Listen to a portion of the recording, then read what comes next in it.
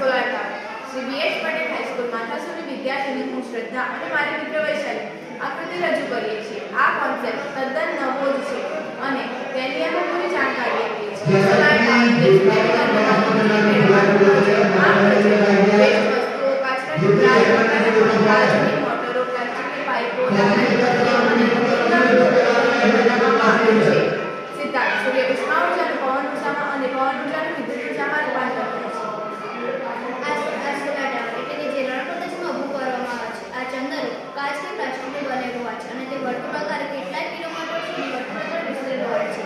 આ ચંદ્ર કાચનું બને જે સૂર્યની કિરણો હોય ત્યાં ચંદ્રવાળી ભેરી જમીન સુધી પહોંચે તો જમીનના સંબંધમાં જે હવા રહેલી હોય તે હવા પાતળી બને છે અને ગરમ થાય છે. બહારની ઠંડી એટલે કે ઘટ હવા